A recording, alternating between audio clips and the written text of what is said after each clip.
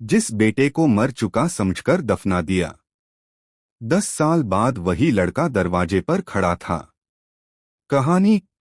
एक छोटे से गांव में रहते थे रामलाल और उनकी पत्नी सुनीता।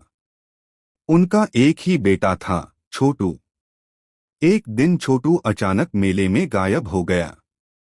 बहुत ढूंढा, पुलिस में रिपोर्ट लिखवाई, लेकिन उसका कोई पता नहीं चला। कुछ महीनों बाद नदी के किनारे एक बच्चे की लाश मिली। कपड़े वही थे जो छोटू ने पहने थे। रामलाल टूट गया और मजबूरी में उसने उस बच्चे को अपना बेटा मानकर अंतिम संस्कार कर दिया। 10 साल बाद समय बीत गया। जख्म भर तो गया, लेकिन दर्द अंदर ही अंदर जिंदा था। एक रात दरवाजे पर जोर से दस्तक हुई। रामलाल ने दरवाजा खोला और सामने एक 20 साल का लड़का खड़ा था। लड़के ने धीरे से कहा, बाबा, मैं छोटू हूं। रामलाल गुस्से में बोला, मजाक मत कर, मेरा बेटा मर चुका है। लेकिन तभी लड़के ने अपने हाथ का एक निशान दिखाया, जो छोटू के बचपन में जलने से बना था। असल में छोटू को मेले से एक गिरोह उठाकर ले गया था। उसे शहर ले जाकर काम करवाया जाता था। 10 साल तक उसने हर दिन घर लौटने का सपना देखा और एक दिन मौका मिलते ही भाग निकला। रामलाल रोते हुए बोला, तो हमने किसे दफनाया था? लड़का बोला, शायद वो कोई और था, जिसे किसी ने ढूंढा ही नहीं।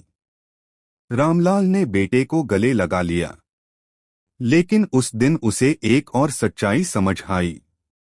कभी कभी हम गलत मान लेते हैं और सच कहीं और जिंदा होता है। दूसरी कहानी। गव के किनारे बसा एक छोटा सा घर, जिसकी दीवारें मिट्टी की थी और छत पर पुराने खपरेल लगे थे। वहीं रहती थी गीता।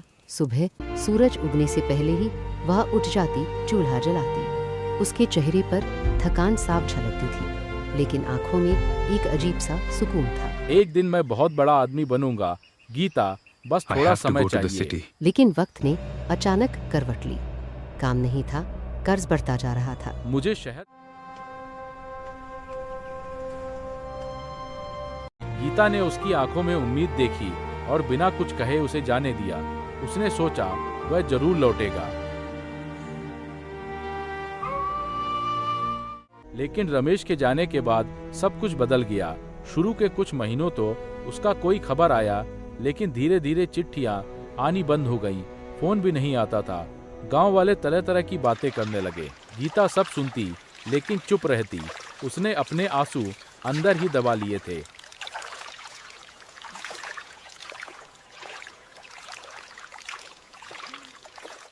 अब उसके पास कोई सहारा नहीं था। उसे खुद ही अपना और अपने छोटे से घर का ख्याल रखना था। उसने गांव के घरों में काम करना शुरू कर दिया। झाड़ू पोंछा, बर्तन धोना, खेतों में मजदूरी, जो भी काम मिलता वह कर लेती। दिन बीतते गए, महीने बीतते गए और देखते ही देखते 5 साल गुजर गए। इन 5 सालों में गीता बहुत बदल चुकी थी। अब वह कमजोर नहीं रही थी। उसने अपनी तकदीर से लड़ना सीख लिया था। उधर रमेश की जिंदगी भी पूरी तरह बदल चुकी थी। शहर में शुरुआत बहुत मुश्किल थी। कई रातें उसने बिना खाए गुजारी, फुटपाथ पर सोया, छोटे मोटे काम किए। लेकिन उसने हार नहीं मानी। धीरे धीरे उसने एक छोटा सा व्यापार शुरू किया। उसकी मेहनत रंग लाई और कुछ ही सालों में उसका काम चल निकला। अब वह एक सफल व्यापारी बन चुका था। बड़े बड़े लोगों के साथ उठता बैठता था, अच्छे कपड़े पहनता था और शानदार घर में रहता था। लेकिन एक चीज हमेशा उसके दिल में चुभती रही, गीता। वह उसे भूल नहीं पाया था। उसे याद था कि कैसे उसने उसे कठिन समय में छोड़ दिया था। एक दिन उसने फैसला किया, मुझे वापस गांव जाना होगा। वह अपनी गाड़ी में बैठा और गांव की ओर निकल पड़ा। गांव में उसके आने की खबर आग की तरह फैल गई। लोग हैरान थे। अरे, रमेश लौट आया। देखो, कितना बड़ा आदमी बन गया है। रमेश ने अपने पुराने घर की ओर देखा। सब कुछ वैसा ही था, बस थोड़ा और टूटा हुआ। उसने आसपास के लोगों से गीता के बारे में पूछा। एक बूढ़ी औरत ने कहा, वो तो यहाँ से थोड़ी दूर बड़े साहब के घर में काम करती है। रमेश का दिल जोर जोर से धड़कने लगा। वह तुरंत उस घर की ओर चल पड़ा। मैं तुम्हें लेने आया हूँ। मुझे अब इन चीजों की आदत नहीं रही। क्या तुम मुझे माफ नहीं कर सकती? माफ करना और वापस जाना ये दो अलग बातें हैं। गए थे तब भी कुछ कहा था। मुझसे गलती हो गई गीता। बहुत बड़ी गलती, लेकिन अब सब ठीक हो सकता है। मुझे अब इन चीजों की आदत नहीं। ठीक है, मैं माफी मांगता हूँ। तुम क्यों माफी मांगते हो? समय का चक्कर ऐसा चलता है। फिर दोनों साथ रहने लगे। कहानी अच्छी लगी। दूसरी कहानी। ये एक कहानी है ईमानदारी, लालच और सच्चाई की जीत की। चोरी का एक गरीब घर की लड़की थी, जिसने मेहनत और ईमानदारी के बाल पर शहर के सबसे बड़े करोड़पति मिस्टर खन्ना के घर में पर्सनल असिस्टेंट की नौकरी हासिल की थी। मिस्टर खन्ना बहुत सख्त मिजाज के आदमी थे, लेकिन माया ने अपनी मेहनत से उनका भरोसा जीत लिया था। वो काली रात। एक दिन मिस्टर खन्ना के कैबिन से 50 लाख रुपए गायब हो गए। ये पैसे एक बड़ी डील के लिए रखे गए थे। पूरे घर में हल्ला मच गया। मिस्टर खन्ना का गुस्सा आसमान पर था। उन्होंने सभी कर्मचारियों को बुलाया, लेकिन उनका शक सबसे ज्यादा माया पर गया, क्योंकि वही आखिरी बार उस कमरे में गई थी। मुझे लगा था तुम अलग हो, माया, लेकिन गरीबी ने तुम्हें चोर बना ही दिया, मिस्टर खन्ना ने नफरत से कहा। माया ने बहुत रोना धोना किया, कस्में खाई, लेकिन किसी ने उसकी एक ना सुनी। एमआर खन्ना ने पुलिस बुलाने की धमकी दी और माया को उस वक्त तक एक कमरे में बंद करवा दिया जब तक सच सामने न आए। माया रो रही थी, पर उसने हिम्मत नहीं हारी।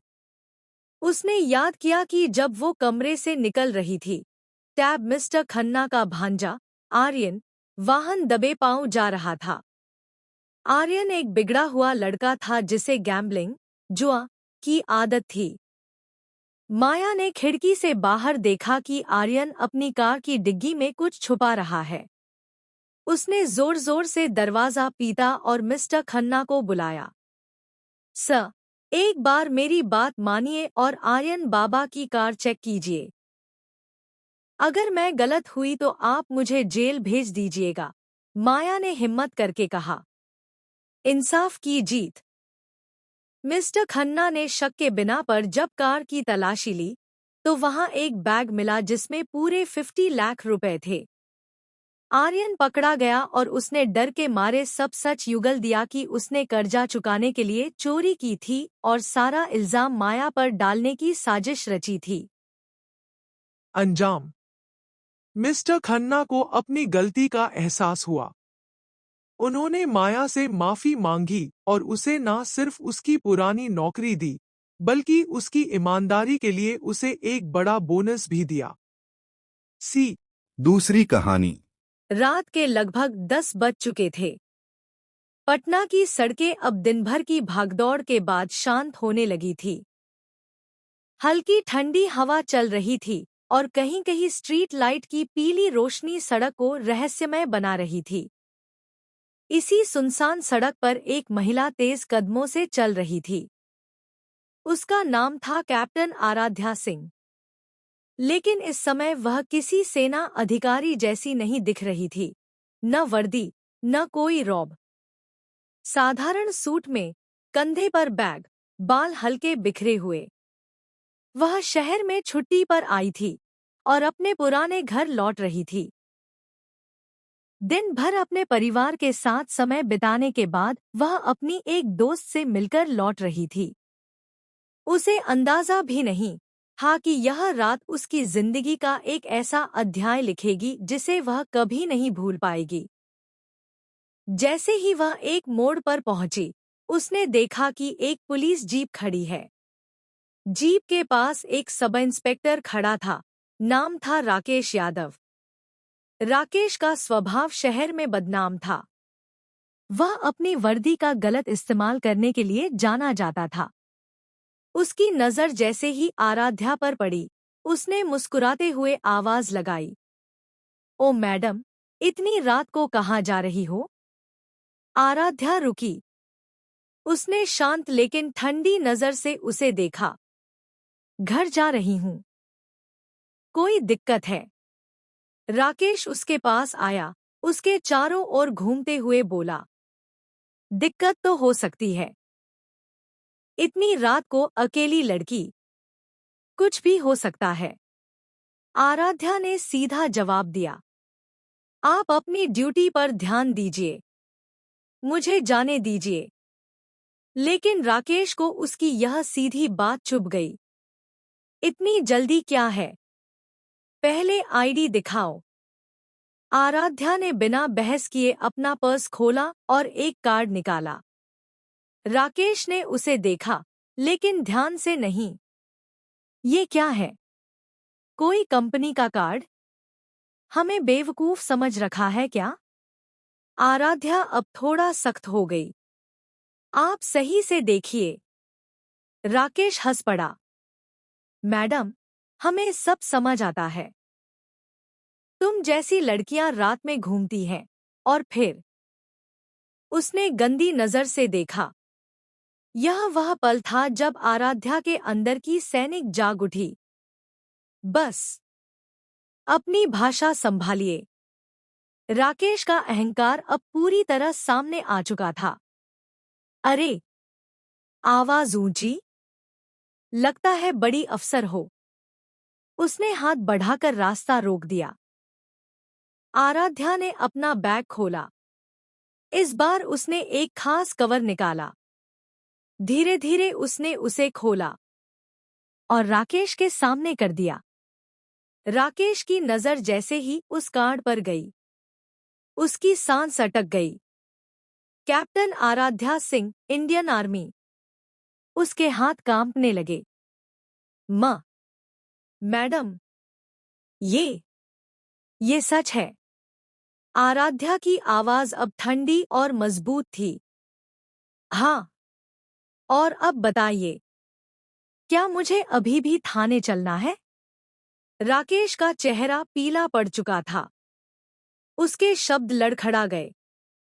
नहीं मैडम, मुझे माफ कर दीजिए। मैं पहचान नहीं पाया। आराध्या ने सीधे उसकी आंखों में देखा।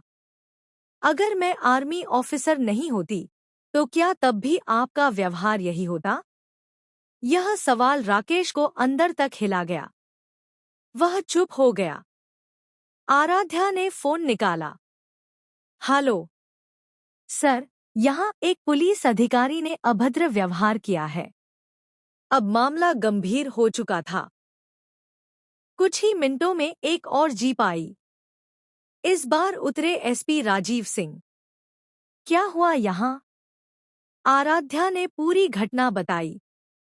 एसपी का गुस्सा फूट पड़ा। राकेश, तुम्हें शर्म नहीं आती? राकेश अब पूरी तरह टूट चुका था। सर, गलती हो गई। ये गलती नहीं, अपराध है। उसी समय आदेश दिया गया। तुम्हें तत्काल प्रभाव से सस्पेंड किया जाता है। राकेश घर गया। उस रात वह सो नहीं पाया। बार बार वही शब्द गूंज रहे थे। अगर मैं आर्मी ऑफिसर नहीं होती तो? उसे एहसास हुआ कि उसने सिर्फ एक महिला का नहीं, इंसानियत का अपमान किया था।